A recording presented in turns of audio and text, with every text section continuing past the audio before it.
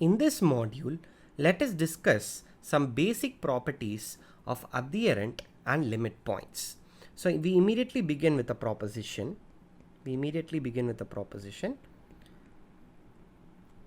Let A subset of R and X in R be a limit point.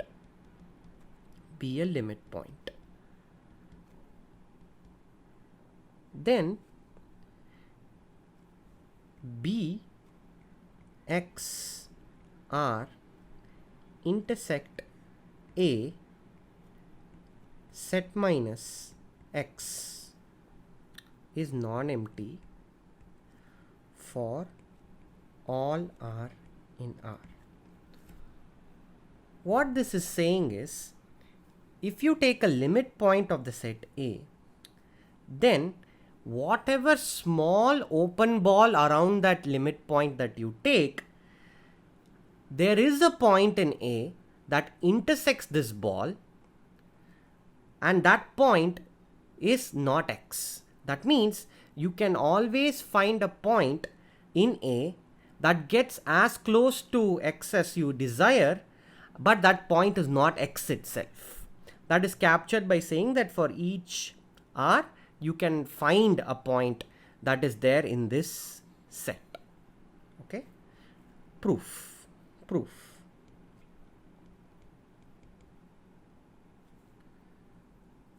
Now, we know that we can find a sequence xn. These xn's come from A that converge to X, and xn's are distinct. Okay. Now, X possibly appears in this sequence at most once, right? Because this is a sequence of distinct elements, if X were to appear in the sequence, it can appear at max once. Okay. We can ignore this singular appearance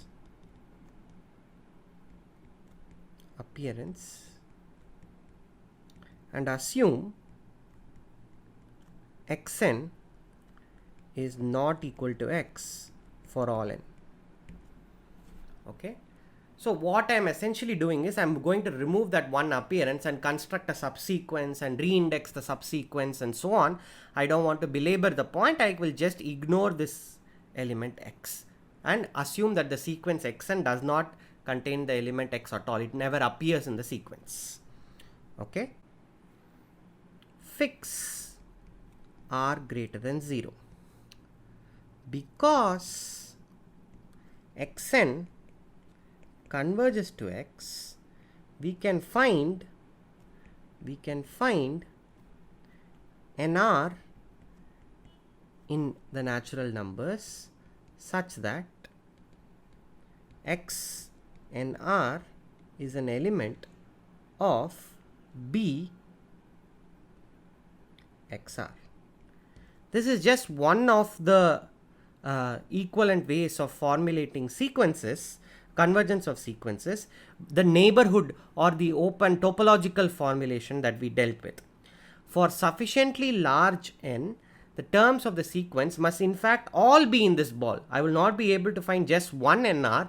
After a point, all the elements of the sequence must be in BXR. Okay.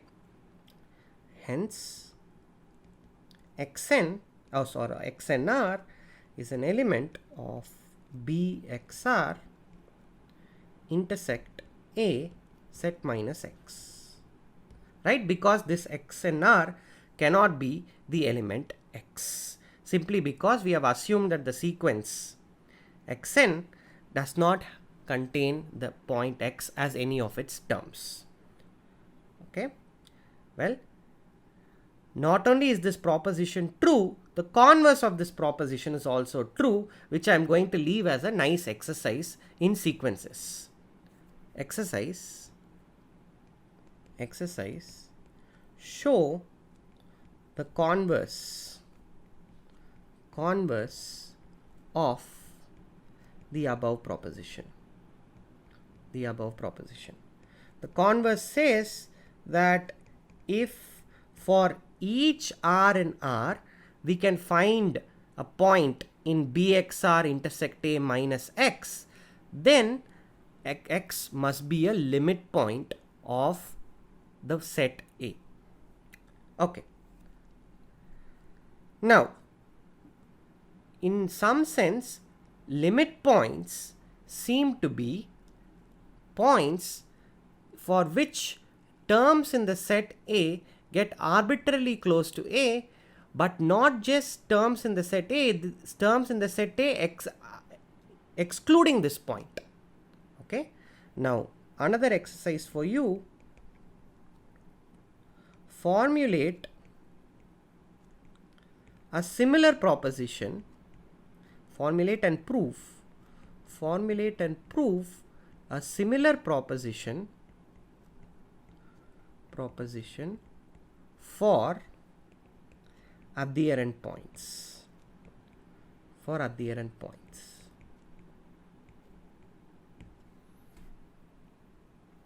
Okay.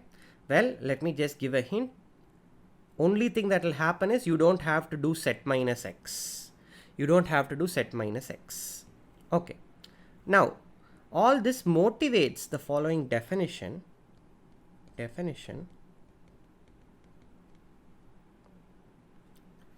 Let A be a set and x be an adherent point.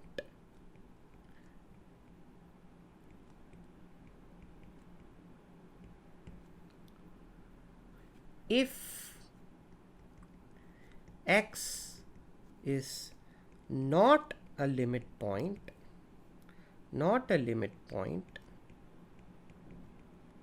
then we say x is an isolated point.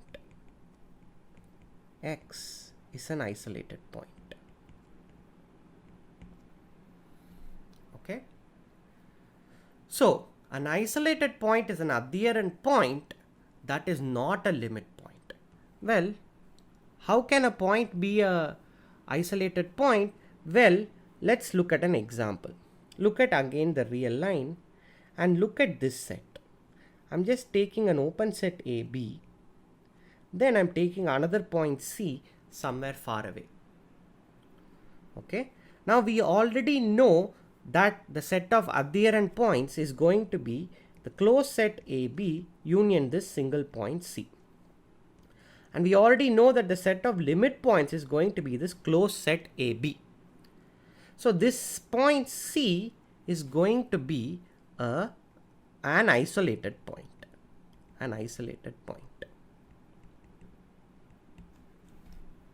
Okay. So from the formulation, this previous proposition that we have, that a point is a limit point, then Bxr intersect A minus x should be non-empty, and the converse, which I have left for you as an exercise, combining this, we have the following proposition, which is just follows from understanding the meaning of the definitions and the previous proposition. If x is an isolated point of A,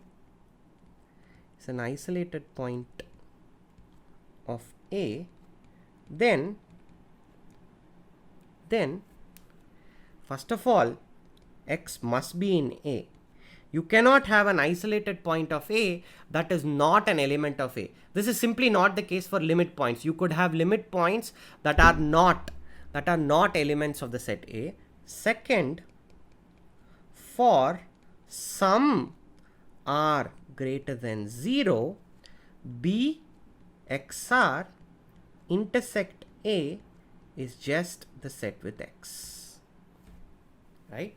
The converse of the previous proposition said that if a point is going to be a limit point, that means that every intersection bxr intersect a must contain some element apart from x.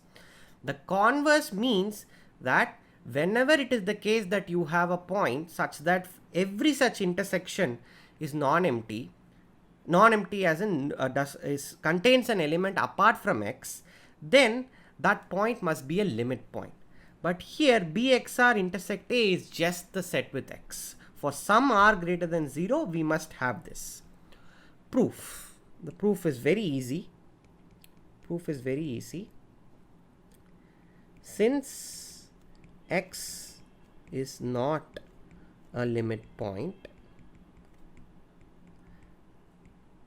for some r greater than 0, bxr intersect a must contain no point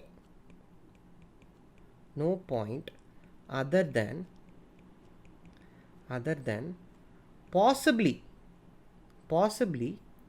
x, right? We can't directly say that x is there because I'm not assuming. I mean, that's the first part, then possibly x. Okay, since x is not a limit point for some r greater than 0, bxr intersect a must contain no point other than possibly x. Okay, now we can find a sequence. Xn in A such that Xn converges to X. Okay, but by definition of convergence, Xn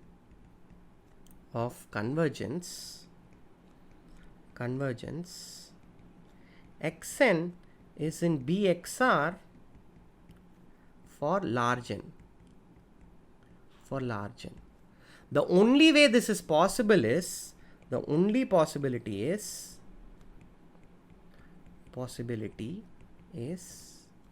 xn equal to x for suitably large n. Okay, this immediately shows both parts of the proposition. Both parts immediately now follow. Okay, so we have got an interesting thing.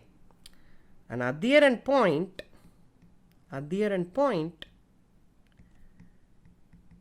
of A is either a limit point or an isolated point, but never both.